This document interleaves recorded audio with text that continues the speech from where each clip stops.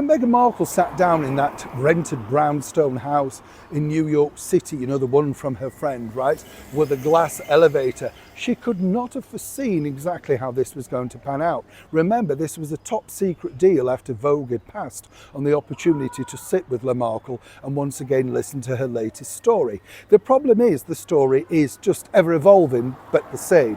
It doesn't matter really whether you sit down with the entrepreneurial stuff, with Emma, with the other woman, Jamie or whatever, you know, it's literally the same story. And this really is part and parcel of the problem. You can't have done that much. You've been a bit part in a sew, and then the most interesting bit you walked away from, but you can't talk about it because you're saving it to sell it all for a book.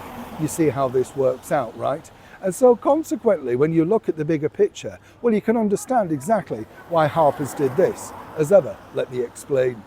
Morning, chums. Nice to see you. Thank you so much for your time and welcome back, one and all. Lovely to have your company. A bit brighter here now today, here in London town. I hope it's nicer wherever you are. I know in certain parts of the United Kingdom right now, we're getting battered by terrible storms, but apparently it's going to get warmer. I love the way they say that, don't you, at the end of the weather forecast? They're telling you all this bad news, haven't they? And then, oh, don't worry.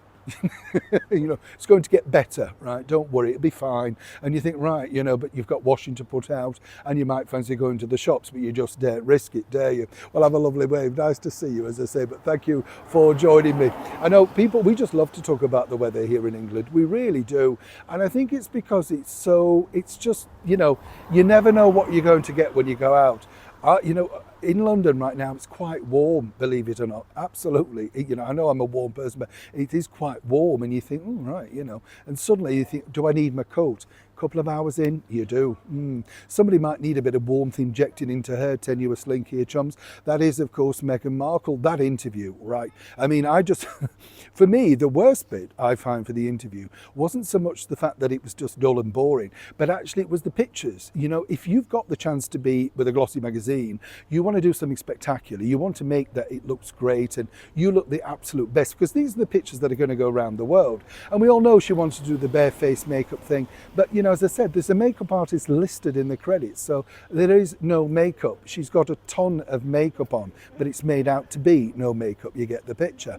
But of course, that really wasn't the problem. Harper's knew by getting Meghan Markle away from Vogue, because Vogue allegedly were not too keen.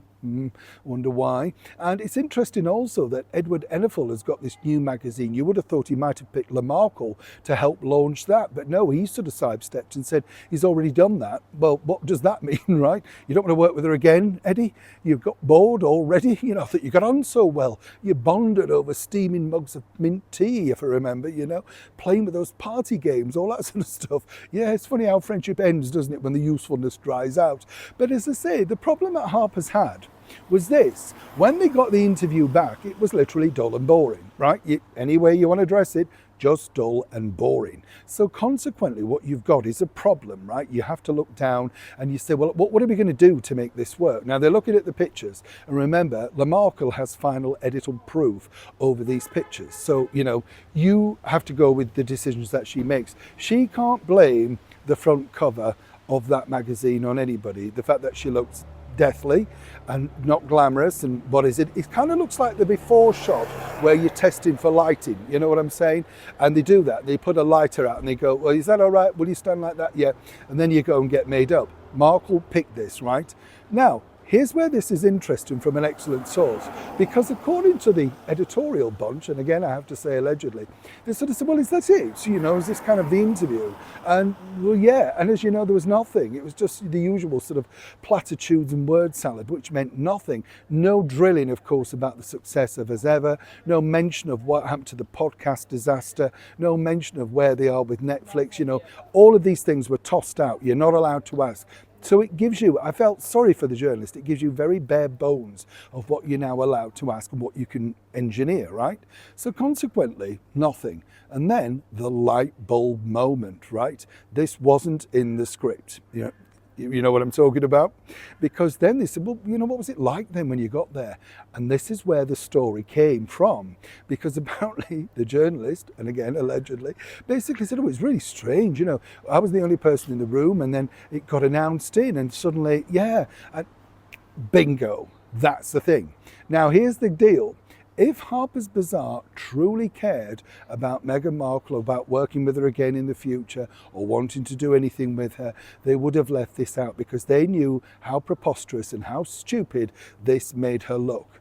They don't care, because they wouldn't have put it in. And what's interesting, I find, and this is the psychology, when you go back and you look at this as a story, is Meghan had final copy approval and her team. So they would have gone through that, right? Now, I'm not suggesting Markle went through it. Maybe her team did, and they said, oh, no, it's fine. So either Harper's don't like her, and either her team don't like her. But a reputable marketing PR team would have said, let's redline that, doesn't look good, doesn't make her look warm, welcoming, fuzzy. But they let it through. And so now what you've got is the whole interview is based around a preposterity of like, well, she still thinks she's royal and she's been announced in a room of one. And that really will be the takeaway. How's Markle taking it? Apparently not very well. And the journalist? Ice, I believe. Neil Sean in the very heart of London.